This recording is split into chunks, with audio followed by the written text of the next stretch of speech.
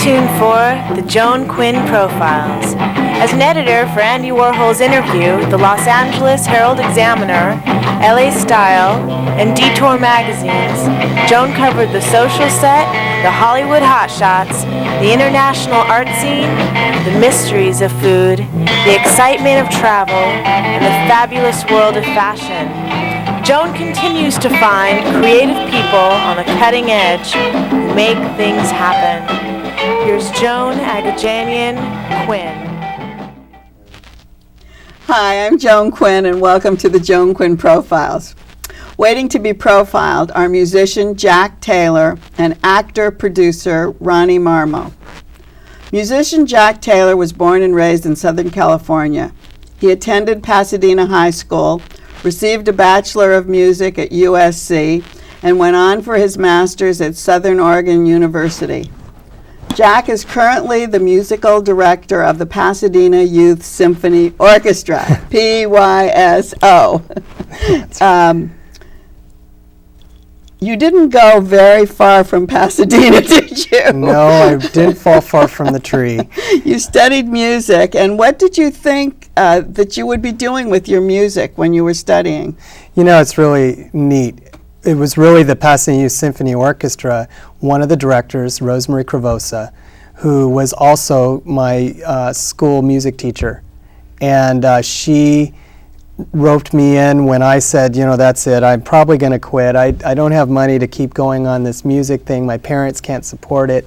She roped me in, pulled me in, said, no, you're going to keep studying. And she gave me free lessons and kept me involved. And you were playing the violin and the trombone? Well, actually, at the time, I just played violin. Oh, I see. And so she gave me violin lessons, and I kept going, and then I think that inspired me to be a music teacher from there. And it's always been about music teaching for me. Is that what it's been more, though, than conducting or composing? Absolutely. And I've never really had the creative genius to go and compose. Those people are amazing. I work with a composer who's just incredibly gifted, but my gift is really conducting. You know, a lot of conducting is teaching. In fact, the root word of maestro is teacher. Teacher, maestro. And so I love that, and that's why conducting and education go hand in hand. So did you think that that's what you would be doing? You never thought you'd be a professional violinist? No. Never? Never. And you know what? But you played in the Pasadena Youth Symphony Orchestra. I don't know where that was going. I think that what happened is Rosemary Cravosa, my teacher, really pushed me to just be in there because she saw something in me. But from that moment, and even going into college, I was one of the few students around in the music school who said, well, I'm going to teach. I knew what I was going to do from the beginning. So here you are, you're taking lessons, you're in the Pasadena Youth Symphony. That's right. You leave, I guess, and what did you do? And then you come back as the music director. That was exciting. In between, I obviously graduated from USC. Yeah, what did you do in between? And I graduated and kept going and began to teach in schools. Oh, you did start that then. And I was able to get a job right away, which at the time was, you know, music is in the schools. Sometimes you think of as not very good. And so I felt blessed to be able to get a job right away. And then after 2 years at Monrovia, I started teaching in Temple City, where I've been for 12 years. And a fabulous parent support and been great to teach in. But what does it take to be the head of the Pasadena Youth Symphony Orchestra? Well, so that led me to that. You're the music director, right? I'm the music director. And what does he do? So basically, we have three groups involved with the Youth Symphony. We have a wind ensemble, we have a string ensemble, and we have the Youth Symphony. And so my job really is to guide the direction of all three groups and only conduct the one group. So how many kids do you have? I'm going to hold we this have up about 80 kids. These are some of our 80? We have about 80 in our Youth Symphony. There's another 60 in the string ensemble and 40. How do you audition? They do, and I was going to say these students are all students who have auditioned to be the best of what they do, to be in these groups, and so that's fantastic work for 12-year-olds. So here they are standing here, all these kids. Yeah, this is outside of Pasadena High School, and we're kind of getting ready for a performance that we did in December. And can you tell if a student is going to make the orchestra? Can you just look at somebody and tell? People ask me that, and to be honest, really, the first thing a student plays when they come in is a scale. And yeah, you can kind of tell right away they have the confidence and the preparation, even on a scale, that you have a sense that this kid's going to be really good. That's what I was wondering. The other thing is, what do you look for after they've played the scale, and when you're auditioning them? Are you looking for certain things? I really am. With this age group, again, this is 6th, 7th, and 8th and 9th grade. So these are kids who are really just learning to be real musicians, and I look for expression. It's so hard for a student who's 12-year-old to just express themselves through music. So if they're expressing themselves, that really says a lot to me. Expressing in their actual in facial. But not necessarily that, in musicality. You can tell that they're feeling their music and playing it with passion rather than playing a bunch of notes that their teacher told them to play. And what about the age limit? I'm going to hold this up. This shows you kind of over here we're teaching, working with right? them. Working, and then do you actually mark the scores up this like this? This is a terrific picture for me because I don't mark the score. This is a student following my direction to mark their part, and that's is that right? part of learning, and that's one of the things that, as I said, these kids are 6th through 9th grade. This is one of their first experiences in a symphony, and one of the greatest things about the youth symphony is we want to offer an educational experience for these kids, not just to put a bunch of music in front of them, but give them a variety of different ways they can perform music. And do they help you choose the music that they're going to play? Not necessarily. They are part of it in that each year the dynamics of the group change, in that maybe I have just a phenomenal cello section, so I might pick pieces that show off the cellos. So in that respect they do, but I'm really the one who oversees the overall production of the music. And how old are they when they finish with you? They're only in 9th grade, so when they're They done. haven't even gone to high school yet. And so we send them out to some of the other youth orchestras that start in 10th grade and go through college. And so what would that be, Pasadena Junior Philharmonic? No? Yeah, well, there's Pasadena Young Musicians Orchestra conducted by Joe Stout. Is that where they filter into? Most of them go to that orchestra. Some of them go, and I should say we have over 50 schools represented in our youth symphony. People are driving in from Santa Monica to Pasadena. Oh, they don't have to go to Pasadena schools to do that. They just audition for the group. Some are from Pasadena schools, some are from Santa Monica. There's a girl from Palmdale who drives in every Tuesday to rehearse. So do those people who are really involved, or their parents are involved enough to think that their kids are talented, continue? Will they go on to the next step and the next step? Almost all of them do, because not only is it fun for them to be in a group outside of their school, but it's fun for them to be in a group that's more advanced. When they get to the advanced point, then where do they go? Do they usually go back to college, or do they go into at that point they're going to audition for a college. At that point they're going to decide to be a music major and go ahead and go to college. Because they can't go on to a symphony orchestra from there, can they? Not really. I suppose anybody can apply for an audition and send a CD, but most of them it's from your degrees and your study. So that's the progression, really. Right. Your group went to Carnegie Hall. They did. They went to Carnegie Hall 3 years ago. My first year actually conducting the symphony. I conducted the string orchestra before that. So my first year, we were on the spot at Carnegie Hall. What a fabulous experience. How did you, was that pretty great for you too? Well, for anybody, absolutely. You step on that stage and you know you're on stage where countless of the most famous musicians have ever been, and the kids' eyes. And were they impressed? They were truly impressed. And when we got on stage, before we rehearsed, I remember putting my baton up, and of course they got ready, and then I put their instruments down. I said, I want you to just enjoy the moment. Look out. You're not going to see it from this angle very much. You might be sitting in the audience looking in, but you're not going to see it from this angle very much. So we enjoyed the moment. And then there's other places too, Vienna? Absolutely. This year we are so excited. Last March we were invited to participate in the International Youth Music Festival Youth Music Festival. Oh, it's a festival, right. It's a festival, yeah, youth right. festival in Vienna.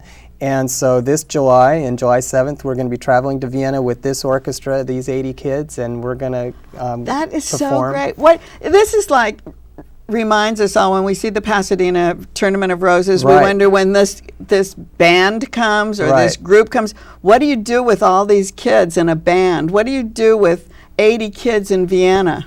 Well, hopefully we keep them together. I mean, do you have like hotel rooms? We do. Like, We have hotel rooms. We have several. We're actually not going to stay in Vienna the whole time. We're I performing see. in Munich, the Czech Republic, Salzburg, and Vienna. So we keep them moving. And especially this age group, you don't leave them sitting still very long. We keep moving. We have lots of activities planned. We're going to be going to all the museums that are in Vienna and really excited about that. But I was just wondering about that physical movement of them. It's rough. When we were in New York, as you know, moving in cars is not easy, so moving in buses is even more difficult. Oh, that's right, because you had to experience that at Carnegie Hall. Absolutely, and so you try to group together. We break up into smaller groups with our parent chaperones, and I see. that helps us keep track. And we take roll a million times a day just to make sure we always have all the kids with us. Oh, that sounds so great. And I know you've won a lot of honors from all over because of have. your involvement, and you yourself.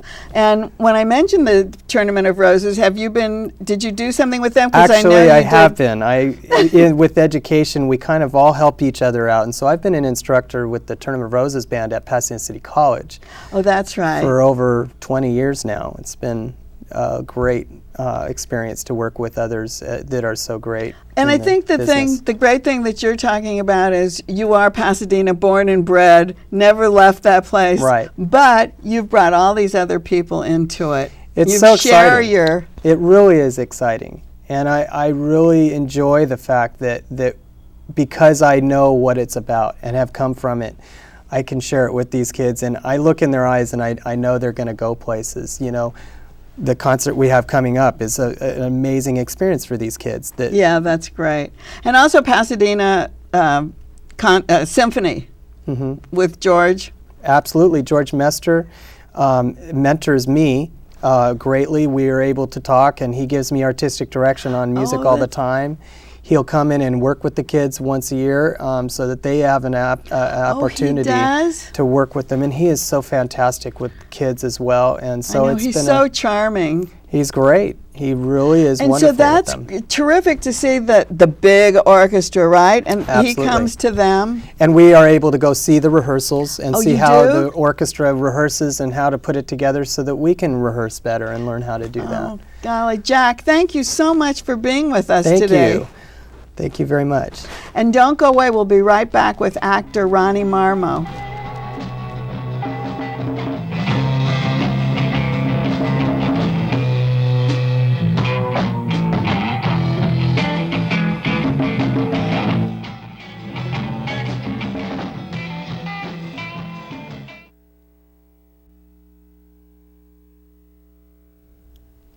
Hi, I'm Joan Quinn, and welcome back to the Joan Quinn Profiles. I'm here with actor, producer, writer, director Ronnie Marmo, who was born in Brooklyn and raised in Woodbridge, New Jersey. You've seen him in feature films and on TV, but it seems his love is the theater. Ronnie's the artistic director of the 68 Cent Crew Theater Company.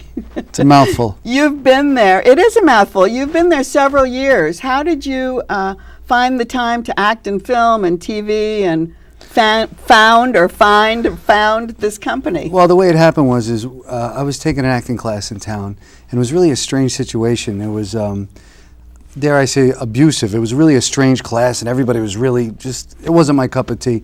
And so I said, well, why don't I get together a group of friends who all have different backgrounds and love acting, and why don't we just start to meet on Monday nights and see what comes of it, rather than spending a lot of money on an acting coach who might not necessarily gel with you, what you're trying to do. So that's what we did, and that's how it happened. That's how it happened? Well, where'd you get the name?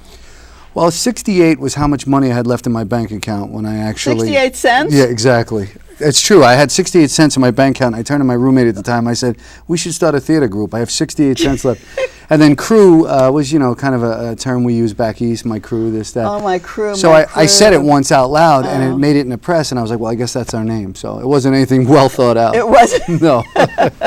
Did the 68 cents go very far? It did. It did? It is. We're still going 7 years later, so. That's pretty good. When you first came in the old days as a member, we used to glue 68 cents together for you with this cement glue, and we'd give you 68 cents You're glued together. kidding. Yeah, and we haven't done that in a while. We should get back to Oh, it. that's a really good gimmick, isn't it? Well, yeah, it's just to hold on to give you Yeah. something to. So back to New Jersey. Did you always want to be an actor? I did always want to be an actor, and I really didn't know what to do or how to do it, and my mother and I used to go see plays all the time.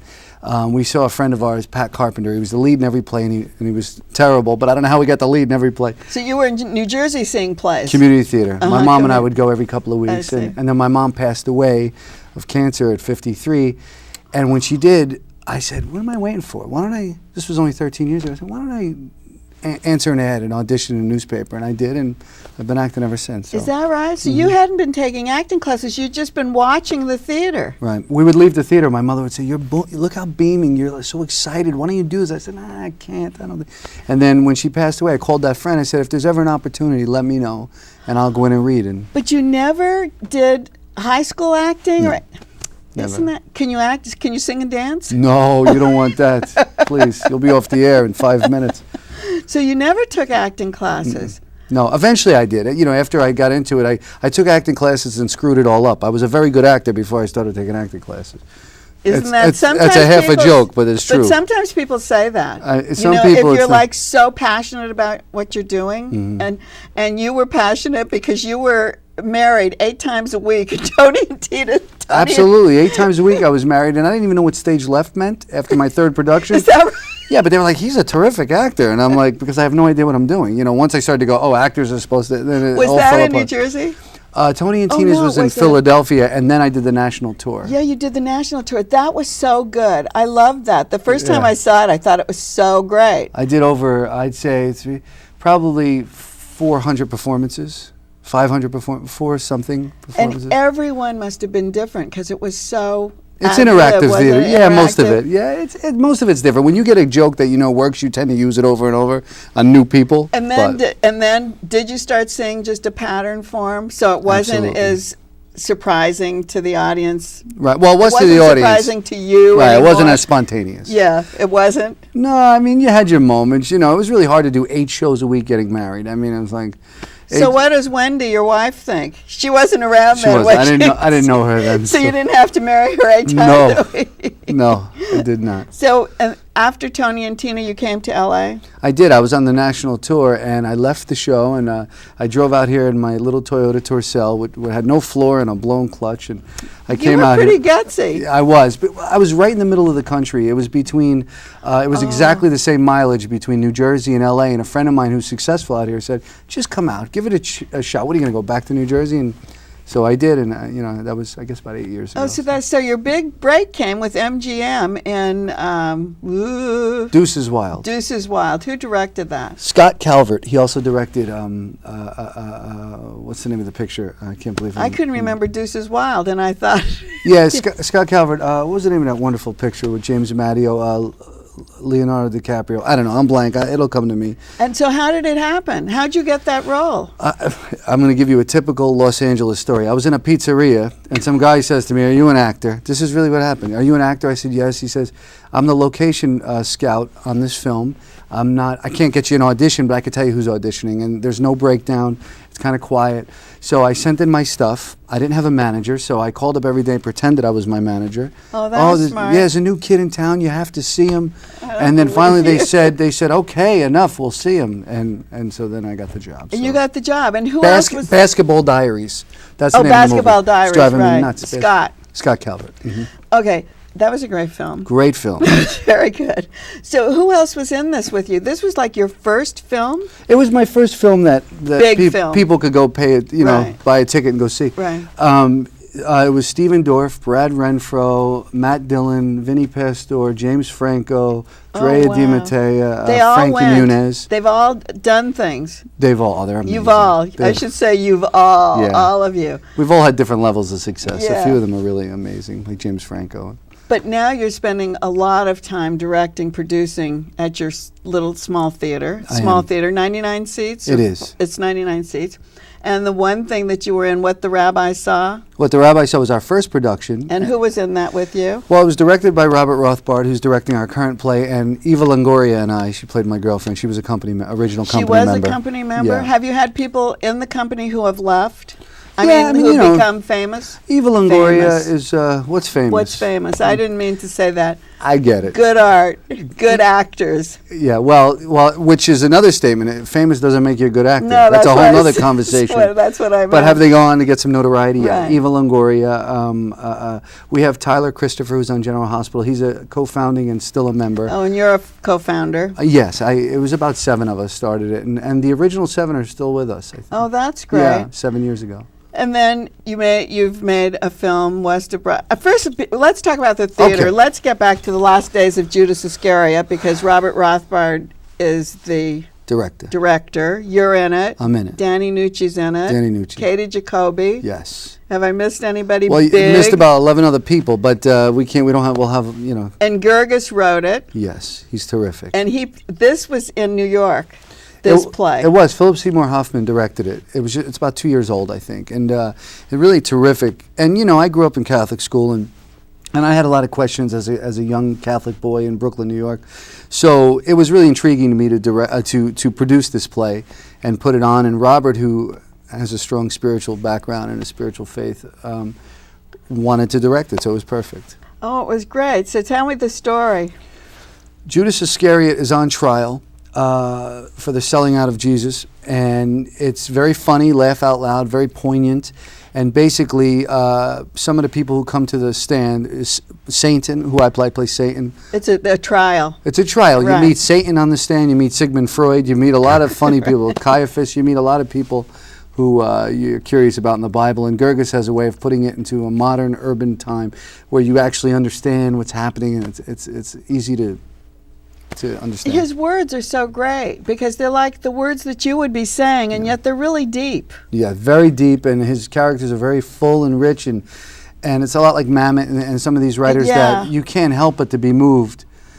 Some of the great actors always say that, I expect the writer to move me. I mean, that's what an actor should expect, is the writer to move them on paper, and only a few people really do that, and he's one of them. And I always say, well, how can you say all those words? And an actor says, well, that's what we're looking for, the words, right? Well, true, but I'm the only actor who wants less words. I'm like, oh, please. No, everyone who's talked about this play said that there's so much a lot, dialogue, too much to really remember.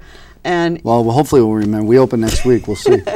the other thing, you've made some film. So West of Brooklyn. West of Brooklyn was a semi-autobiographical film on myself that I wrote and originally started in the theater, and then we produced it. We have Joe Mantegna, Balthazar Getty, some great people in it, and it's a film very dear to my heart, and we just completed it, and next month we're going to start to screen it for distributors and hope. Oh, good. Hopefully. Let us know when you're doing that. Thank you. Come out. And pizza with bullets or bullets with pizza? Pizza with bullets. It's the same thing. It doesn't matter. It's a romantic mob comedy. I know by looking at me, you never know I play mob guys, but every once in a while. No, Italians, huh? Yeah, once in a while I play a mob guy. And it was a very, very funny, poignant film. Robert Rothbard wrote and directed.